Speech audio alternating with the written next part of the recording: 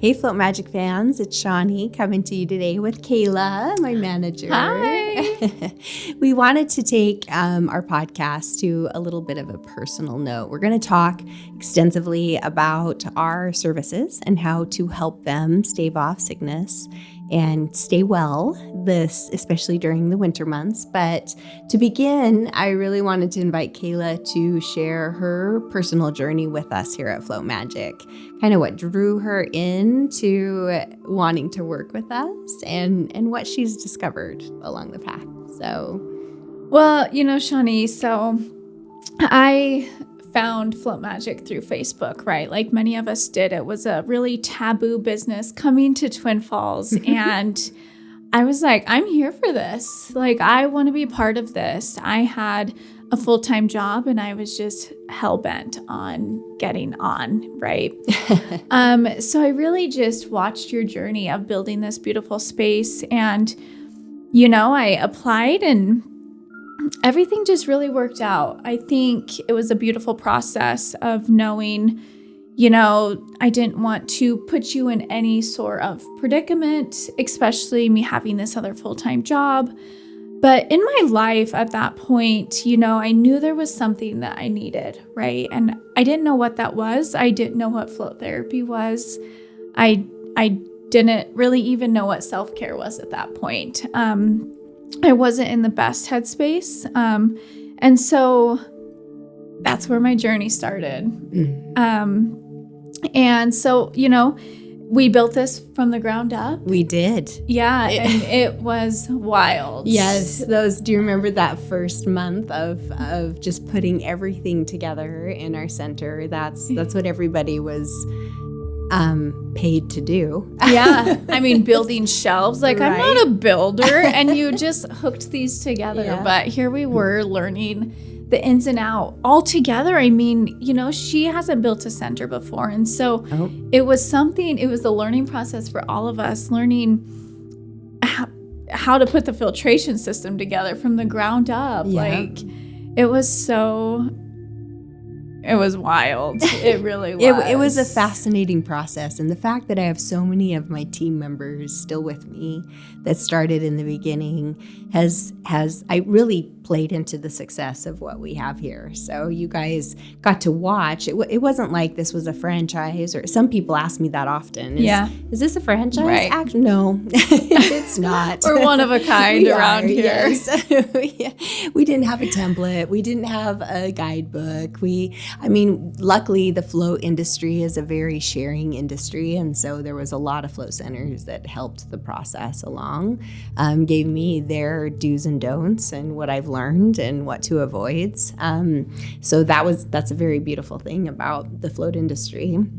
However, there's still that local component, right? This is in my community. My community behaves differently than, a community in Massachusetts or a community in Texas. Yeah. Exactly. Or one in Canada. There's float centers all around the world. So it was a fun process to pull in this team of exciting teammates that wanted to put this dream together. Yeah. And, as we started working, when we opened our doors, so we all were learning what these services were. A lot of us didn't know a bunch about it. And so teaching community as they were coming in, because they were so curious. We were curious, the books we'd read, the articles, the information you'd share, which you are a whole book of information, which is awesome. And so being able to teach our community about that. And one of my favorite things about working here since the very beginning is how people feel when they come in. No matter what walk of life you are, they are welcome. And people know that. And to me, that's really beautiful. To this day, people come in and, maybe they're have a high stress point. Like, I don't know what they have going on, but I have watched countless people walk out of our doors a whole new person that they've processed. I've seen people cry. I've seen, people glowing, and really they come and they process and they learn things that they otherwise really didn't know they they weren't prepared to learn. They just weren't. And same with me in my journey with floating or cold plunging. I've really processed a lot, and I'm on this journey of self-care, so to speak. You know what I mean? And so I don't know. There's a lot of elements to this job. It's a beautiful place to work at. Yeah, the environment's a little inviting, isn't it? And it's also truly beautiful to help people when they struggle. Someone maybe has an episode when they're floating. That can be scary for them. And to me, it makes me feel good knowing that I can help them. There's one that particularly sticks out, and it was trial and error with rooms with him, and I got him in a room and he had the best flow. And in fact, the other day he said to me that he wants to get in the pod. Oh, that's exciting. I know. And so that's just really incredible. Another story that really sticks out to me is someone who has been on oxygen. They had COVID a couple years ago, and, they've been on oxygen ever since. Their levels just won't stay up. And he was coming a few times a week and sitting in our salt cave. And now he comes probably about once a week consistently. And now he's walking in and out without his oxygen. Yeah. He's testing his levels when he comes in and when he leaves. And in fact, even when he's at home, he says that he does not wear his oxygen when he's just sitting around. And that is truly just a beautiful thing. And he's excited and I'm excited. And I want the update every single time he's here, And so, yeah, it's just great. And just lastly, one of the really most recent things that I've really started doing is cold plunging, right? So my first cold plunge was in Maine at Float Conference. And I'm just going to tell this story because it's just really great. So we were in Float Conference, and it was the first time they actually had services that we could use. And we had a cold plunge here.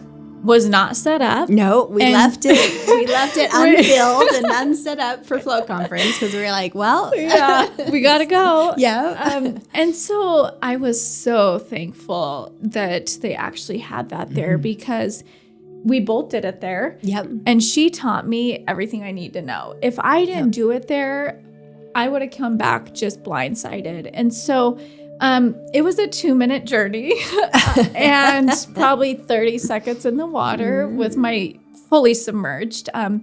My legs were out the remainder of the time because I was so uncomfortable. But, she warned me about some of the things I would feel, told me to focus on my breath, things like that. All of this I didn't really know, And, 48 degrees. It's not that cold, right?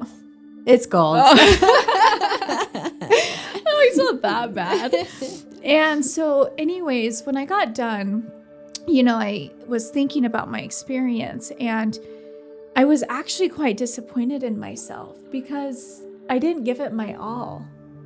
Oh. And I said, why did I keep my legs out? Because it was uncomfortable, right? But it wasn't that I couldn't do it. It was just uncomfortable.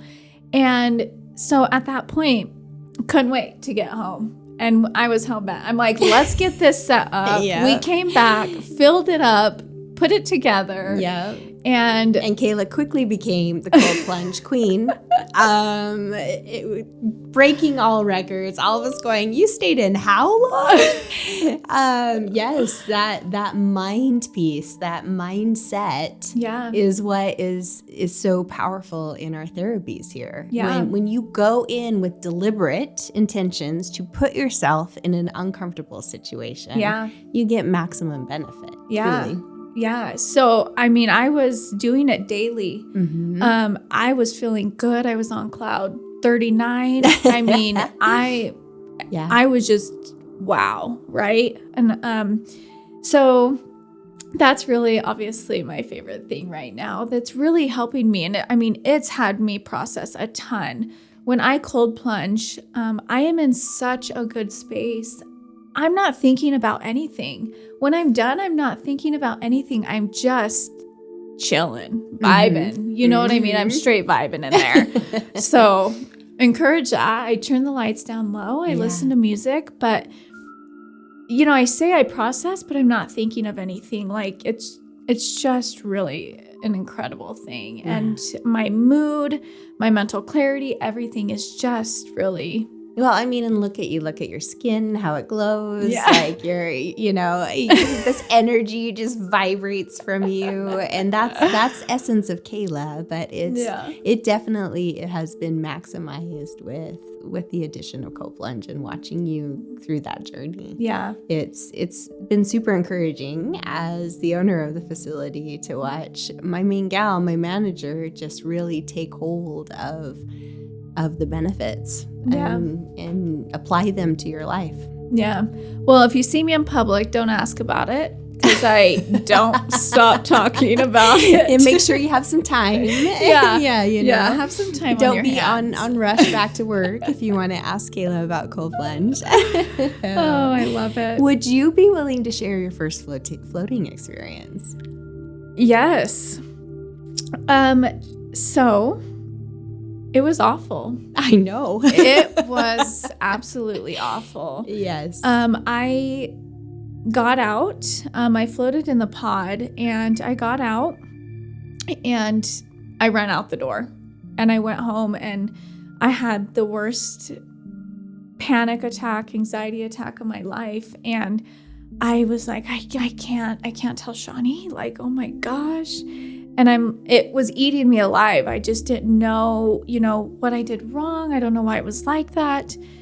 So the next day I called Shawnee and I said, I don't know if I can do this. And what I meant by that was floating. I don't know if I can have this job because I'm not going to be able to talk about this. Like, that was awful. Mm-hmm. And she, you know what she said? What did I say? You said, we'll get you there. And we talked about it. And, we talked about my day up to the point of floating and all of the things. And all of that really made sense of why my float was the way it was. So I was at my other job. I ended up having to work late. I was driving Mach 50 down Washington to get to my appointment on time. Which I don't recommend you do. Yeah. It's okay if you're a few minutes late. Stay safe. I had a large coffee like late in the day. Mm-hmm. And all of these things got me way overstimulated that when I got in my flow, I was way overstimulated. I shouldn't have had that caffeine. My adrenaline was already really too high. I wasn't in a good mindset. And honestly, it would have been better just to not float. Correct. And so I was like, okay, I'll give it a try. And I didn't think it was anything to do with the pod because that wasn't bothering me, mm-hmm. And it was actually really cozy in there. But I was just too stimulated. Honestly, that's what it was. And so eventually, I tried the cabin room, and I vividly remember when the lights came on, and I was so upset because I was in such a good headspace, and I should have done the 90 minutes. And at that point, I was hooked. Yeah. And so I really encourage those people, and truly, that's why we have an intro pack, because they say you should float 3 times before you ever make your decision, and that is 100% accurate, especially after my first experience. And I do tell that, like, if you're in here and you're questioning it and you're just like, it's not for me, give it that second chance. Yeah. Well, and that's the beautiful part of your experience. And we've had other employees have similar experiences where their first float, they were like, oh, great. I'm supposed to sell this. Yeah. I'm supposed to tell people to come in and enjoy their time when I had such a hard time. But it's beautiful that you can be a testament that is exactly what has to happen. You have to work into that flotation experience. And it's not 100% for everybody, but I'd say a good majority of people that come in here and float love it their first time. Yeah. Wouldn't you say that's about accurate? Yeah. Yeah. And if it's not, look at all the other modalities we have. It's true. Yeah. We got options. Yeah. And that's the best part, because floating's not for everybody. Mm-hmm. Most people really enjoy it, but having all these different options and maybe depending on how much time you have. Yeah. But really creating that practice to come weekly. input something of ours into your routine, right? To keep your body healthy. Absolutely. Like that, just that reduction of stimulus that we provide in all of our environments, even a massage chair. Like you're going in there, it's dark in there, you've got starlights on the ceiling. It's just enough of a break. I mean, they say that those breaks in your mind can really bolster focus. And so it's, our whole setup has been experienced. And my employees are a huge part of that experience piece. I've been so grateful for the personalities that have been drawn to this space, that Kayla was willing to come over and take a chance on being a manager of a startup business. Right. That's not a franchise. Yeah. That doesn't have any success or track record. But this community has been fabulous in supporting us. Yeah. And I know my employees have been a big part of that. So, well, I think we all, and I speak for all the employees because I think they feel the same, but it's such a rewarding job. Really assisting people in their recovery process, mentally or physically. And just being able to give our opinions, these people trust us. Like, we know what we're doing. We do. Yes, we do.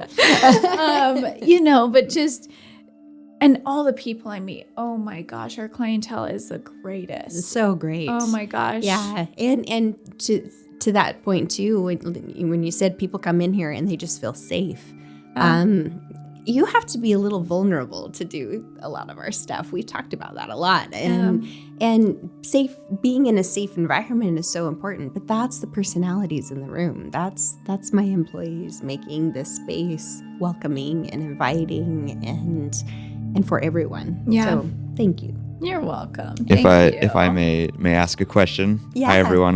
I'm producer Zach. I make a few podcasts, and usually I'm silent on this one, but I think it's about time I plug in a mic and ask some questions every now and then. Awesome. So you've both been here since the start. Mm-hmm. How do you feel that the center has changed the most? Like, obviously, it's going to evolve with new therapies that you get in. What do you think has been the biggest change or like the best good that you've seen happen for the center? Yeah, well, for me, the most good that's happened for the center is what we provide for the community in general, and being able to assist in that, because when our community is healthy, it's growing, right? And so when we help people be healthy and confident and positive, or whatever you want to call it, I mean, it's just going to stem into growth within the community. And I am so proud that we are part of this community. No, I think that is definitely, I echo that. I also, in the beginning, there wasn't enough of a template in rural America that float centers to this magnitude were successful. And so there was a lot of fear in me that maybe this wasn't going to go. Maybe these therapies Are too taboo. Like maybe people weren't really going to take a hold of these therapies and utilize them in a way to truly transform their life. And it's been incredible and absolutely rewarding to see that so many people in this community see extreme benefits in utilizing our services. And it's changed their life. I've had people tell me, this has changed my life. Right. Well, and I think that alternative medicine, holistic healing, things like that are really becoming more normalized, right? People are getting away from a certain type of medicine. Yeah, always going for the medicine. Like we know that, I mean, medicine has its place, but taking the effort to be preventative in our care regimen and taking care of our mental health and our overall wellness, that is becoming a higher priority to people. 100%. And so the timing of the center is quite beautiful. I started building this before COVID hit, and I had no idea. When COVID hit, I was like, great. what was I thinking, right? But And it the worked timing was out. perfect. Yeah. Like people really shifted their focus to taking care of themselves. Yeah. And so it was the perfect time to bring Well, something like and this about. and with the COVID, right, it really allowed you to put more intention into the building. Yes. And we get that compliment daily. Wow, and so that's this girl. Thanks, Kayla. I'd be interested to hear from either of you if you had unlimited budget, fingers crossed at some point. Mm-hmm. What kind of therapy would you really love to bring to the community if you could bring in anything? What personally would either of you want to see? That's a great question. Yeah. 30 cold plunges, just the whole wall of cold plunges. Right. I mean, I do feel like what the template that we have in place appeals to a lot of different people. And so, but there are other therapies out there. A lot of people had asked if I'd be bringing in ozone therapy and hyperbaric, and infusion therapy was kind of part of the template in the beginning. That's kind of why I have a med room. The idea of having a center where there's multiple modalities accessible, or even multiple businesses in that same accessible point where people can go from place to place to place and get all of their wellness needs met, that would be ideal for me. But in all actuality, if I had endless budget, I would create this space for as many communities as I possibly could, because I firmly believe that every community deserves this type. So you would make it a franchise. So Float Magic wasn't a franchise. Looking for that. Listen, I want to bring psychedelics, right? Doing studies with psychedelics, controlled studies with psychedelics. You might have to cut this out, but that's up to Shawnee. Yeah, no, it definitely. There's so much. I mean, I want to create more of that research. That would be super incredible. Yeah. There's a lot of therapies out there. There's stem cell injection therapy. I have a vein for psychedelic research too. It's exciting what they're coming out with. I mean, even just mushrooms in general. Paul Yes. Stamets. Yes. Paul Stamets studies, which we carry, Host Defense, we carry Paul Stamets stuff. But yeah, there's so much in the natural realm of being beneficial for us. Yeah. There's a lot of good books out there. Yeah. So that's if I had unlimited budget. So we're coming close to the end here. So I'll kind of just leave you with one question to wrap up. We're into a new year, 2023. Yes. What do you feel you're most excited for in terms of Float Magic? What are you most excited for this year? Mm-hmm. I'm most excited to get more of a grip on our operations and processes. I really want to expand this space, and I want to be part of that. And like you said earlier, every community deserves one of these. And that's really in my 5-year goals that I've set up this year. Our operations, things like that, that's my 1-year goal, to really grow within that. But with Float Magic, that's really what I hope for. And 2023. And my goals for the upcoming year is to act like a CEO, not act like putting fires out and holding things together, which is, that's small business ownership. But now that I have a manager in place that is fully capable to take over the duties of operation, it really is allowing me to free myself up to go back to that visionary role, to go back to that expansion role, to go back to the creativity that really got Float Magic into existence. Yeah. And know what I can do to create that expansion model. So, truly, we're the best team because I'm not that creative one, and you are, and I'm more. You're so strong where I'm not. Yeah. You're so organized. You're so like, Shawnee, we got to stop spending. Oh, okay. Let me have that card. Right. You don't get the card anymore. But really, I'm super blessed. We are one of the best teams. I would agree. Yeah. Yeah. All right. Well, thank you, Kayla, Yes, for coming on thanks for having today. me. I know our fans are going to really enjoy getting to know you better. So, we stay salty around here. Yeah. So we invite you to do the same. Bye, guys. See ya.